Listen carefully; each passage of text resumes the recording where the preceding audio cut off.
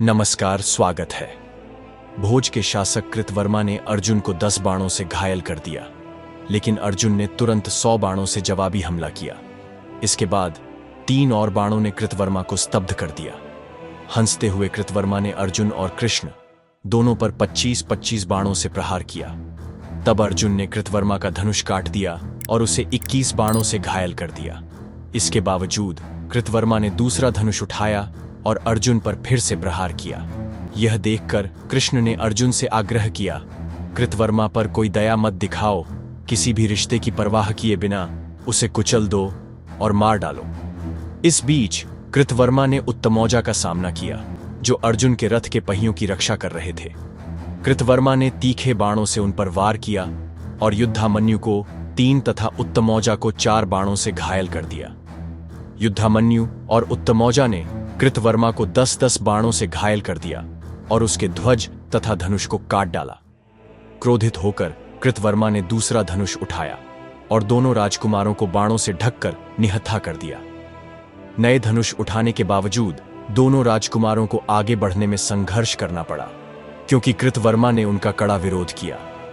इस बीच अर्जुन ने शत्रु सेना में प्रवेश किया, लेकिन अवसर होने पर भी उन्होंने कृतवर्मा को न मारने का निर्णय लिया। राजा शुतायुध क्रोध से भरकर अर्जुन पर टूट पड़े और 3 बाणों से अर्जुन तथा 70 बाणों से कृष्ण को घायल कर दिया। अर्जुन ने जवाबी हमला करते हुए शुतायुध को 90 बाणों से घायल कर दिया। शुतायुध ने 70 बाणों से प्रत्युत्तर दिया, लेकिन अर्जुन ने उसके धनुष और तरकश को काट दिया और फिर 7 बाणों से उसकी छाती को भेद दिया। शुतायुध ने अपने विकलांग रथ को छोड़कर अपनी गदा से अर्जुन पर आक्रमण किया। वीर राजा और वरुण तथा पर्णाशा नदी के पुत्र शुतायुध को उनके पिता ने एक शक्तिशाली दिव्य गदा प्रदान की थी। वरुण ने वादा किया था कि इस शस्त्र के साथ शुतायुध युद्ध में अजेय रहेगा। हालांकि वह अमर नहीं होगा, क्योंकि सभी प्राणियों को अंततः मरना ही होता है। हालांकि वरुण ने शुतायुध को चेतावनी दी थी कि इस गदा को कभी भी किसी ऐसे व्यक्ति पर न फेंकें जो युद्ध में शामिल न हो। युद्ध ने वरुण की चेतावनी की अवज्ञा करते हुए कृष्ण पर अपनी वीर संहारक गदा फेंकी, जिसे कृष्ण ने सहजता से रोक लिया।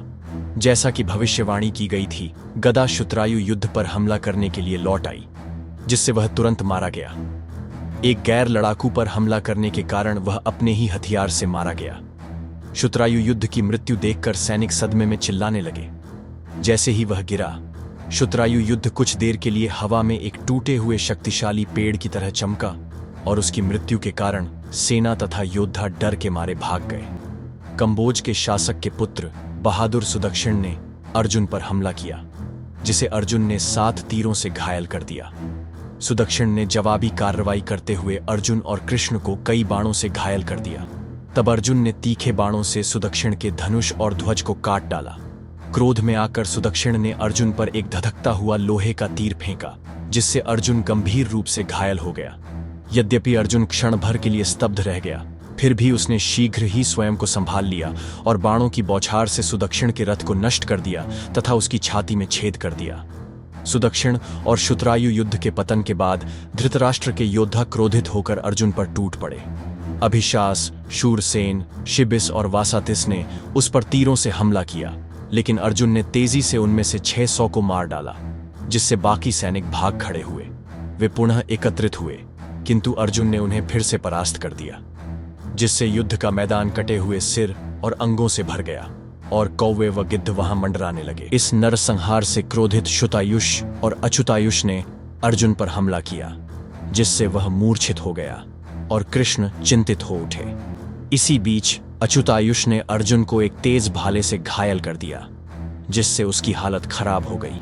बुरी तरह से घायल अर्जुन समर्थन के लिए अपने ध्वजदंड पर झुक गया, जिससे सैनिकों को लगा कि वह मृत्यु के करीब है और उन्होंने विजय का जय घोष किया।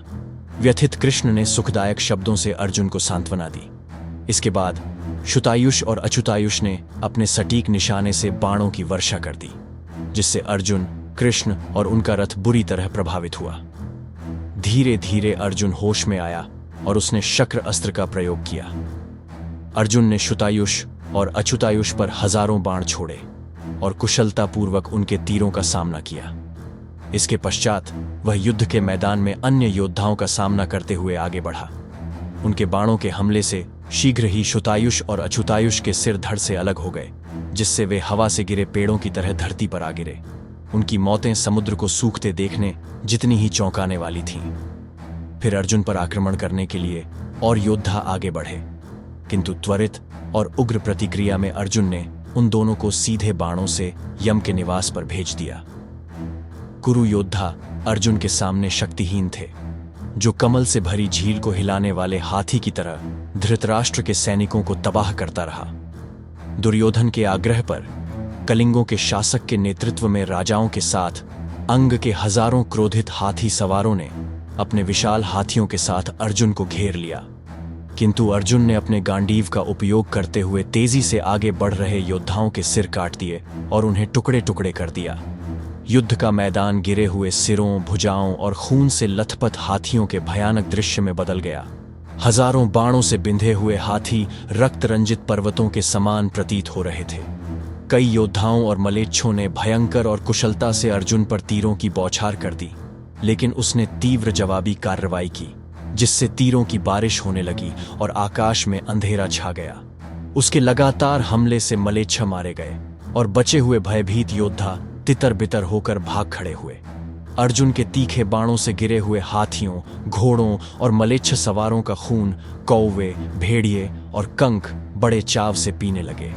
अर्जुन ने युद्ध के मैदान में रक्त की एक भयानक नदी बना दी, जिसके किनारे मारे गए सैनिक, घोड़े और हाथी पड़े थे। उसने प्रकृति की शक्ति की तरह युद्ध के मैदान को नष्ट कर दिया।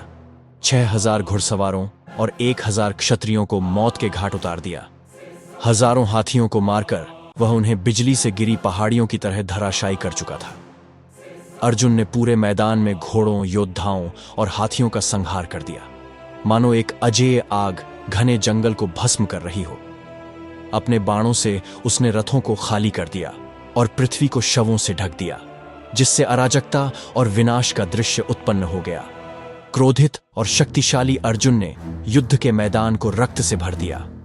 वह भरत सेना में गहराई तक घुस गया और नरसंहार के बीच नाचता हुआ प्रतीत हो रहा था। जैसे ही अर्जुन आगे बढ़ा, अंबष्ट के शासक श्रुतायुष ने उसका सामना किया। अर्जुन ने शीघ्र ही श्रुतायुष के घोड़ों को मार डाला और उसका धनुष काट दिया। क्रुद्ध होकर श्रुतायुष ने गदा उठाई और अर्जुन के रथ तथा कृष्ण पर प्रहार किया। कृष्ण पर हमला देखकर अर्जुन क्रोधित हो उठा और उसने श्रुतायुष की गदा को तोड़ते हुए तीरों की बौछार कर दी, किंतु अविचलित श्रुतायुष ने दूसरी गदा उठाई और पुनः प्रहार किया। अर्जुन ने सटीकता से श्रुतायुष की भुजाएं और फिर उसका सिर काट दिया, जिससे वह तुरंत मर गया। जैसे ही श्रुतायुष जोर से आवाज करते हुए गिरा, अर्जुन शत्रु सेना से घिर गए और क्षण भर के लिए बादलों के पीछे छिपे सूर्य की तरह अदृश्य हो गए। जयद्रथ को मारने के लिए दृढ़ संकल्पित अर्जुन ने भरत सेना को तोड़ दिया और द्रोण तथा श्रुतायुध जैसे शक्तिशाली योद्धाओं को हरा दिया। दुर्योधन ने अपनी सेना को अस्त व्यस्त देखकर मदद के लिए द्रोण के पास पहुंचा। व्यथित होकर उसने द्रोण से जयद्रथ की रक्षा करने की प्रार्थना की, क्योंकि उसे डर था कि अर्जुन उसे मारने में सफल हो जाएगा। दुर्योधन ने द्रोण पर आरोप लगाया कि कौरवों से समर्थन प्राप्त करने के बावजूद वह पांडवों का पक्ष ले रहे हैं। उसने जयद्रथ को युद्ध में रोकने के अपने निर्णय पर पछतावा किया और महसूस किया कि उसने मूर्खतावश अपनी भावनाएं व्यक्त कर दी थीं। द्रोण ने समझाया कि सर्वश्रेष्ठ सारथी होने के नाते कृष्ण अर्जुन को संकरी जगहों से भी तेजी से पार करा सकते थे, जिससे उन्हें रोकना मुश्किल हो जाता था। उम्र के बोझ से दबे द्रोण ने स्वीकार किया कि अर्जुन वंश और कौशल में किसी से कम नहीं था। उन्होंने दुर्योधन को डरने के बजाय अर्जुन का सामना करने और सीधे युद्ध करने की चुनौती लेने के लिए प्रेरित किया। दुर्योधन ने द्रोण के सामने अपने भय और संदेह को व्यक्त किया और यह सवाल किया कि क्या अर्जुन को हराना संभव है। द्रोण ने अर्जुन की अजेयता को स्वीकार किया और उसकी तुलना सर्वव्यापी अग्नि से की।